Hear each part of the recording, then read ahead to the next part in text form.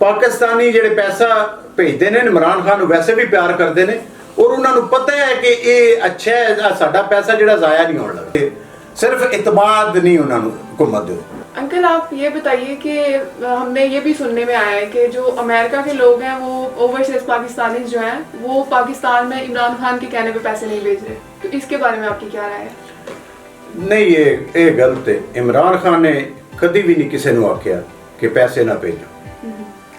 उसकी सोच ही नहीं है, उसकी सोच बहुत उत्ते है इसकी। इमरान खान इस लैवल का लोग कदे भी ना सोचो कि इस लैवल का इमरान खान ये लोग उन्हें छड्डो ओवरसीज छड्डो जदों दी हुकूमत आई है साडी या मुसलत हुई है साडे ते उदों दी खुद जिहड़े बंदे इत्थे कारोबारी बंदे ने मैं आपू वेखे ने मेरे कोल अमरीका गए ने बंदे सैटल होए वो बंदियां दे इतमाद नहीं है गवर्नमेंट दे उत्ते। मेन वजह जिहड़ी है असल है पाकिस्तानी जिहड़े पैसा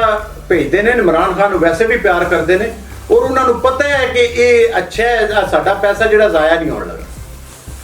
इस गले दे इतमाद करते हैं, इस गले भेजते हैं और इमरान खान के कहने ते उन्हें बंद नहीं किए हैं